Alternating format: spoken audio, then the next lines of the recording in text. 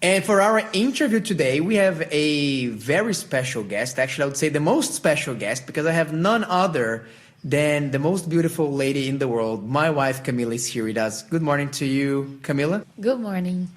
I actually wanted to talk to you about a very challenging period of your life. So for those who perhaps do not know, last year for a few weeks, I couldn't come to the breakfast show. I wasn't here at the program. I had someone covering for me because I was at home caring for my wife who went through breast cancer. It was everything very sudden, but at the same time, I actually invited Camilla to come to share with us a little bit about how her faith in Jesus helped her to go through that journey. So Camilla, tell us a little bit about what was your life, what was happening around your life prior to you even knowing you were diagnosed with breast cancer. It was actually a really good time. I felt like the healthiest probably. If I were looking the last 5 years, I was going to bed early. I was working out most days of the week, eating healthy, and I was feeling really amazing. So the last thing that I thought is that I was going to go through a journey fighting cancer. And you have a pretty healthy lifestyle in general as well, haven't you? Plant-based, vegetarian. As you mentioned, you try to work out in your life all of those simple God remedies like sleeping early and exercising. So tell us, what prompted you to even get tested for your breast cancer? How did that work? It was actually interesting because we had just become resident of Australia, maybe a few months, a year prior. And you, my husband, you were going through the process of transferring all of our insurances to Australia. And you had mentioned to me, you can cancel all of your insurances in Brazil. And I messaged my account manager in Brazil and say, hey, can you just cancel my insurance? And she said, yeah, I'll do that. A few months later, you came back and said, why are we still paying for this monthly, you were asking me what it was. And I went to double check and it was an insurance, one that was not canceled. And I went back to the bank and I said, what happened? I asked you to cancel the insurances. And the lady said, well, there was only one that I couldn't cancel. You have to go and cancel yourself on the bank app on your phone. And I remember being a little bit annoyed about it because she never came to me before and told me that. And I was like, yeah, sure, I'll go.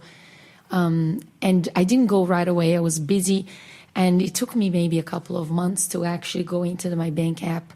And as I was going to click to cancel, I heard this voice telling me, don't cancel it. And then I felt like, is this God's voice or it's my voice? And I was thinking, look, I've paid this for at least 15 years. And now if I cancel it, I will lose all the benefits. But if it's a life insurance, what could it be? And I remember not canceling it because I don't remember if it didn't work at first try and then the voice came to me or the voice came to me. It's a little bit of a blur. But all I remember is that you, after a few months, came back to me and was like, what happened? I asked you to cancel that. We already have coverage in Australia, la, la, la. And you were explaining to me how I didn't have to worry. And when I went back to cancel again, this voice told me, check first, don't cancel. And I thought, check what? And then I remember going into the insurance policy, clicking and then seeing, let me see what this insurance is about. And it was a special, specific life insurance for women. And it says on the policy, if I had a women's related disease, it was life-threatening, like a breast cancer. It was I think was the first example. I would receive a payment and it was a sort of supporting my treatments or journey, whatever. And then I remember thinking, I actually believe that God has been telling me to test, to check. So that's what it came to my mind. Sort of peace of mind. Yeah, so then I thought, look, I had already some incidents about a year and a half back where I felt like God was telling me to check. I was caring for a friend who was going through a very nasty cancer journey. She was stage 3 or 4 and during chemo where I was bringing her meals. And one time she mentioned to me about how she believed stress had impacted her and she felt like she got cancer from that. And I remember thinking, well, if she got cancer from that, I need to go check. I just remember having that Because you have also experienced stressful situations before. I should check myself. Like, if she's gone, then I could be also a victim of that cancer tragedy. So, but I didn't think much about it because I actually mentioned it to my GP. I mentioned to my sister, oh, I should check, because I was really impacted by her experience, my friend that was going through her cancer battle. So for about 6 months, I was thinking and I was researching and checking. And my GP says, look, do you have any lumps? Do you want to check? And I didn't have any. So I checked online all the symptoms. I didn't have any of the symptoms. And like I said, I was feeling really healthy. I was feeling really great. So going back to the insurance, I just felt like, you know what, I'm just going to do this mammogram. And a few months back, I actually did a whole health checkup. Blood everything, everything, Dexter exams, looking at my bone density and looking at my micronutrients, and everything came out perfect. As a matter of fact, they would say, wow, you're a whole food plant-based, it's really working for you. I had everything going right for me. And then what comes out in that exam? The result came not in the first one. The first one, it was just kind of simple when they asked me to come back. And when I went back, they did another mammogram, a 3D, more sophisticated one. And then they did an ultrasound. And when I was at the ultrasound table, I could see that the professional, I'm quite sensitive, I can read people quite well. So I was watching the lady doing it, and she was asking me questions do you have kids? How old are you? Asking. And she was asking what made you come and test? Do you have any symptoms? And I was answering the questions, but I could read that she was tense, that I could see that she was worried. She was worried, and she was also almost grieving for me. I felt like she was emotional about what she was seeing. And then she said, can you wait a few minutes? I'm going to talk to the doctor. I'll be right back. And when she said that to me, I felt like this doesn't sound good, And then she came back and she said, we're just going to do a biopsy right now. And I didn't know back then the way I know now about different types of cancers or the procedures. But normally that's not a normal thing. That's not a procedure that they were just going to, we're going to biopsy right here on your ultrasound table. And I felt this urgency, this is something that it doesn't look good. But at the same time, I remember thinking, God, you've been trying to tell me all this time to check. And I was so busy and I didn't really pay attention to it. I kind of did. I asked questions, I researched, but then I kind of ignored it. But I knew that God was continuously finding ways to get me to check. And then I just felt this peace and say, you know what? I'm at the right place now, because if there is something there that this lady's seeing and it's nasty, then I'm at the right place because I'm going to find out. And I just had this peace that God's got it. He's taking care of me at the worst situations of my life that I was actually wishing to die. And now I am kind of possibly fighting a life-threatening disease. But I was like, you know what? God has saved me back then. He's going to save me now. And I just had complete peace. So how did you feel when the doctor came back or the results came back from the biopsy and they said the C word, you have cancer? How did you feel at that time? Yeah, so that happened about a week after. I was sort of prepared for, because the doctor on the day of biopsy, I kind of asked her, just tell me straight, what do you think, And she said, look, if it's a benign tumor, we'll be very surprised. And we would have to, it's because it's looking like it's going to be, it's not a good thing. And the other thing is that she said, this cancer has been there for a while. So again, I thought, God has been trying to tell me for over a year. And then, and I asked her, you mean a year? She's like, yeah, probably more. So I was like, oh, that's interesting, because it was the timing that I had that impression on the first place. And I, didn't do anything about it.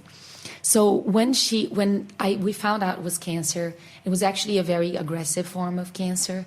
And what I didn't know back then, but I know now, is that the reason why she freaked out is because a lot of other women that I've met that had the same image, it was a total of an 8-centimeter area on my left breast with cancer cells. And a lot of the women with that same image size, they are oftentimes on stage 3 and 4. And so that's why this lady was probably freaking out and feeling, oh, she's got small children, she's going through that. And I can only imagine how the other person feels by like seeing that. And I actually have a friend who's a friend in faith, and she's also a radiologist, and she was, is it radiologist? How do you? Yeah. Mm-hmm. And she was like hugging me and crying as I was sharing that experience, because she says, I know how it feels to be on that chair. Wow. And so you received that message, and basically, look, you have a cancer. It is possible that it has spread. There's, exams that need to be made. There's a surgery that need to be made. You ended up opting for a double mastectomy with a reconstruction. But during that time, you have almost this death sentence looming over you. And I can say for myself, having witnessed and experienced that, I was like, say, God, I'm not ready to become a widower. Why is that happening to my wife? I was really kind of, my head was spinning around trying to figure it out, what to do. But every time that I would come and talk to you about it, because I was thinking, look, I'm supposed to be the one bringing peace to my family, to my wife, and so on. But every time that I would come to you, I would live encouraged and I would live peaceful, because I could tell that, wow, like she's really at peace with all the things that's happening. Even though we have young children together, there is this death sentence, as it were, until we learn more about the cancer. How did you manage to be in such a peaceful mood with all of this going on, with all of this uncertainty regarding your future? Yeah, it's very interesting. I think God prepares us, even though we don't know. He knows what's going to be happening in the future, and he prepares us for what we're going to do. And that's why I believe the Bible says you're not going to be facing anything that is more than what you can handle. And then I believe that at that stage, God had prepared me physically, emotionally, and spiritually.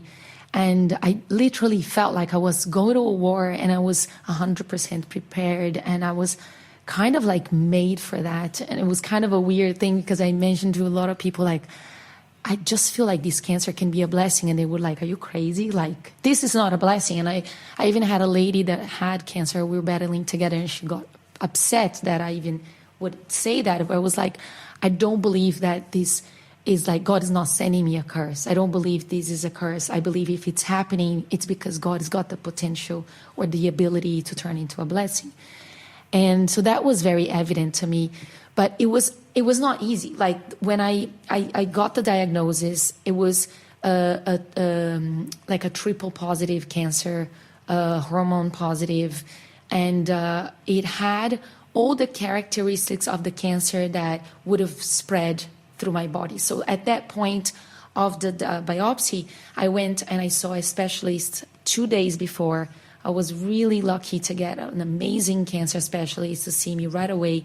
And then she basically said to me, I don't believe you have only that microinvasive area that I can see on the images. We're going to have to do an MRI, because from my experience with that much of an area of cancer cells, it's probably spread outside of the breast. And if that's the case, we cannot do surgery. We have to do chemo before. So you felt that God had prepared you for that moment. You felt that God was going to look after you throughout that. And looking at now after the treatment, how are you now? And can you tell us just one short moment where you can feel that God was really looking after you throughout this entire process? I mean, I'm sure that there's lots of moments where you felt that. I know that, but just for the sake of the time here, how are you now? And what was one thing that you look back and say, you know what, God has been with us? Yeah, that part makes me a bit emotional, because I was homeschooling before, and the kids actually, and coincidentally, started going to school about 2 weeks before my diagnosis. And then I see the specialist on Wednesday, and at that point, I didn't know yet if it was metastasized or what kind of cancer it would be. I mean, I knew the cancer, but I didn't know the outcome would be positive afterwards, right? As it is now that we know. And I remember going to the school the next day and mentioning to the teacher and to the principal, like, okay, just so you know, we're going through this. I don't know what it's going to look like, this journey. And I just want you to know that my kids might say something or might have a different behavior. I don't know how they're going to handle it. Because to me, that was the hardest thing. It was to communicate to them what I was going through without worrying them. Or a lot of kids sometimes at the young age, they feel guilty. They feel it's their fault, especially like around 5, 6 year old. And I just, and I remember when I mentioned to the teacher, she said, actually, your daughter yesterday, we have this, thing that right before class we prayed together. And she said, your daughter raised her hand high and said, can you pray for my mom? She's got cancer. And I thought, this is amazing, because Katarina is like, she's not like that person that raised her hand. And especially when the environment was kind of new to her. And at that point, I had not even mentioned the word cancer to her. So she must have like heard or read in the booklet that I brought home. But I just felt like God had provided that amazing community to surround our children and to support them in prayer. And so the faith that I needed, He supplied, and I had that throughout the whole time.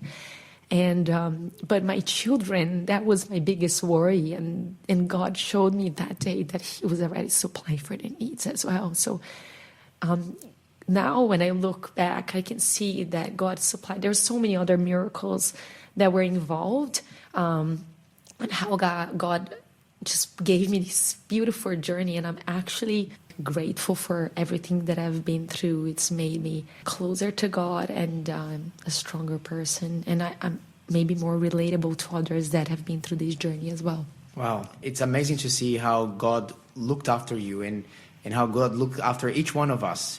Maybe in different ways, but God is always right next to us when we're going through the valley of the shadow of death.